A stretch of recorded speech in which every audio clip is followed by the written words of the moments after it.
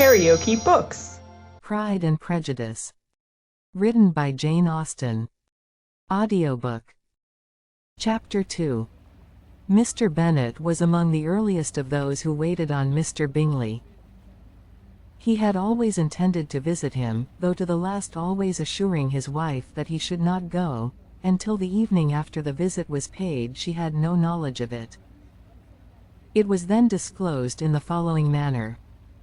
Observing his second daughter employed in trimming a hat, he suddenly addressed her with, "I hope Mr. Bingley will like it, Lizzie." "We are not in a way to know what Mr. Bingley likes," said her mother, resentfully, "since we are not to visit."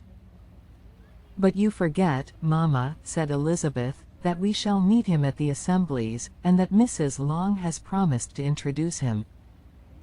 "I do not believe Mrs. Long will do any such thing. She has 2 nieces of her own. She is a selfish, hypocritical woman, and I have no opinion of her." "No more have I," said Mr. Bennet, "and I am glad to find that you do not depend on her serving you." Mrs. Bennet deigned not to make any reply, but, unable to contain herself, began scolding one of her daughters. "Don't keep coughing so, Kitty, for heaven's sake. Have a little compassion on my nerves. You tear them to pieces." "Kitty has no discretion in her coughs," said her father, "she times them ill." "I do not cough for my own amusement," replied Kitty, fretfully. "When is your next ball to be, Lizzie?" "Tomorrow fortnight." "Aye, so it is," cried her mother, "and Mrs. Long does not come back till the day before, so it will be impossible for her to introduce him, for she will not know him herself." "Then, my dear, you may have the advantage of your friend, and introduce Mr. Bingley to her." "Impossible, Mr. Bennet, impossible, when I am not acquainted with him myself. How can you be so teasing?" "I honor your circumspection. A fortnight's acquaintance is certainly very little. One cannot know what a man really is by the end of a fortnight. But if we do not venture, somebody else will, and after all, Mrs. Long and her nieces must stand their chance, and, therefore, as she will think it an act of kindness, if you decline the office, I will take it on myself." The girls stared at their father. Mrs. Bennet said only, "Nonsense, nonsense." "What can be the meaning of that emphatic exclamation?" cried he. "Do you consider the forms of introduction, and the stress that is laid on them, as nonsense?" "I cannot quite agree with you there. What say you, Mary?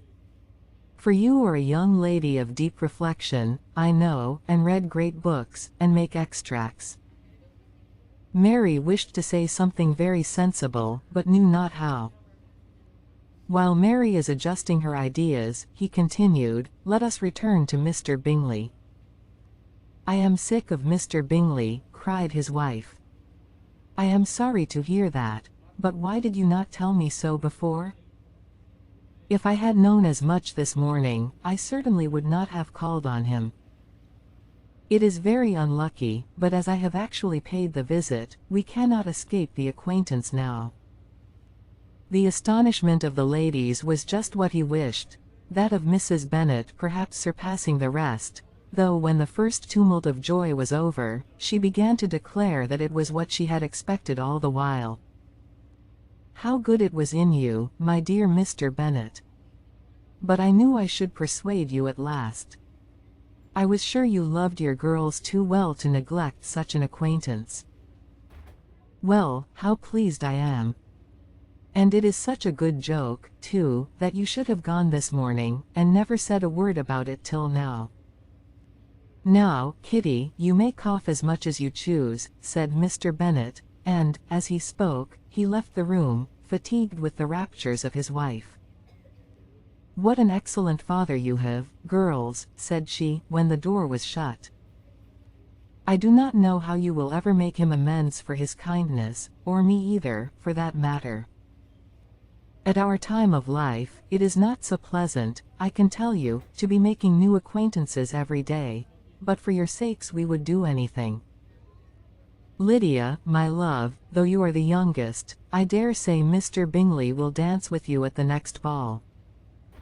Oh, said Lydia, stoutly, I am not afraid, for though I am the youngest, I'm the tallest.